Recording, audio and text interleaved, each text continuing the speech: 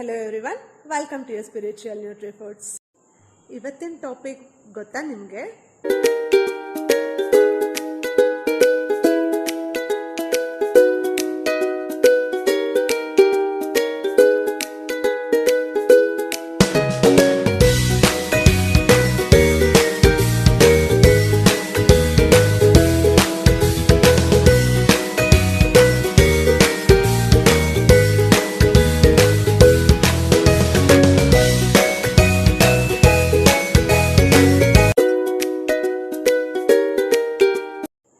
S, quick weight loss.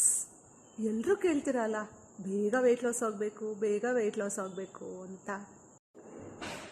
ಹೌದಲ್ವಾ? ನಾವು ತುಂಬ ಬೇಗ ವೆಯ್ಟ್ ಲಾಸ್ ಆಗಬೇಕು, ತುಂಬ ಬೇಗ ವೆಯ್ಟ್ ಲಾಸ್ ಆಗಬೇಕು ಅಂತ ಥಿಂಕ್ ಮಾಡ್ತೀವಿ. ಬಟ್ ಈ ವೆಯ್ಟ್ ಗೇನ್ ಅನ್ನೋದು ಅಷ್ಟೇ ಬೇಗ ಆಗಿದ್ದೀವಾ? ಯೋಚನೆ ಮಾಡಿದ್ದೀರಾ ಯಾರಾದರೂ? ಓಕೆ, ಯೋಚನೆ ಮಾಡಿರ್ಬೋದು ನೀವು, ಬಟ್ ಆದರೆ ಬೇಗ ವೆಯ್ಟ್ ಲಾಸ್ ಆಗೋದು ಅನ್ನೋದು ಮಾತ್ರ ತಲೆಯಲ್ಲಿ ತುಂಬ ಉಳ್ಕೊಂಬಿಟ್ಟಿರುತ್ತಲ್ವ. ಆದರೆ ವೆಯ್ಟ್ ಲಾಸ್ ಆಗಬೇಕು, ಬಟ್ ಹೋಗಿರೋ ವೆಯ್ಟ್, ಲಾಸ್ ಆಗಿರೋ ವೆಯ್ಟ್ ರೀಗೇನ್ ಆಗಬಾರ್ದು. ಆ ಥರ ನಿಮ್ಗೆ ಯಾರಿಗಾದ್ರೂ ಗೊತ್ತಾ? ಓಕೆ, ನಾನೇ ಹೇಳಲಾ ಹೇಗೆ ಲಾಸ್ ಆಗಿರೋ ವೆಯ್ಟು ಮತ್ತು ರೀಗೇನ್ ಆಗಬಾರ್ದು ಅಂತ? ಫಸ್ಟ್ ಥಿಂಗ್, ಅನಲೈಸ್ ಮಾಡ್ಕೊಳ್ಳಿ, ನೀವು ಯಾವ ಪ್ರೋಸೆಸ್ನಲ್ಲಿ ವೆಯ್ಟ್ ಗೇನ್ ಆದ್ರಿ ಅಂತ. ಯಾವ ಥರ ವೆಯ್ಟ್ ಗೇನ್ ಆದ್ರಿ? ಓವರ್ ಈಟಿಂಗ್ ಮಾಡಿದ್ರಾ? ಸ್ಟ್ರೆಸ್ ಲೈಫಿಂದ ಆಯಿತಾ? ಯಾವ ರೀತಿ ನನ್ನ ವೆಯ್ಟ್ ಗೇನ್ ಆಯಿತು?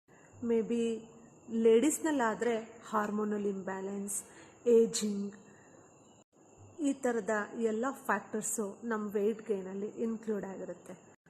ಇವತ್ತು ನಾನು ಒಂದು ಚಿಕ್ಕ ಫಾರ್ಮುಲಾ ಹೇಳ್ಕೊಡ್ತೀನಿ, ಆಯಿತಾ? ನಿಮ್ಮ ವೆಯ್ಟ್ ಎಷ್ಟಿದೆ ಅಂತ ಫಸ್ಟ್ ಚೆಕ್ ಮಾಡ್ಕೊಳ್ಳಿ. Okay, if you are weighing 85 kgs ಅಂತ ಅಂದ್ಕೊಳ್ಳಿ. ನೀವು 85 kgs ಇದ್ದರೆ ಜಸ್ಟ್ 8.5 kgs ಇನ್ 12 months, ಅಂದರೆ ಒಂದು ವರ್ಷದಲ್ಲಿ ಬರೀ 8.5 kg ಮಾತ್ರ ನೀವು ಲಾಸ್ ಆಗೋವಂಥ ಪ್ರಾವಿಷನ್ ಇರುತ್ತೆ. ನೀವು 12 ತಿಂಗಳಲ್ಲಿ 8.5 kgಗಿನ ತುಂಬಾ ಲಾಸ್ ಆಗಿದ್ದೀರಾ ಅಂದರೆ ಮತ್ತೆ ಅದು ರೀಗೈನ್ ಆಗುತ್ತೆ. So slow and steady wins the race ಅನ್ನೋಗೆ ಸ್ಲೋ ಆಗಿ ವೆಯ್ಟ್ ಲಾಸ್ ಆಗೋಣ. ಇದುವರೆಗೂ ನಾವು ತಿಳ್ಕೊಂಡಿರೋವಂಥ ಟಾಪಿಕ್ನಲ್ಲಿ ಏನಾದರೂ ಡೌಟ್ಸ್ ಇದ್ದರೆ ಜಸ್ಟ್ ಕಾಮೆಂಟ್ ಆರ್ DM ಮಾಡಿ.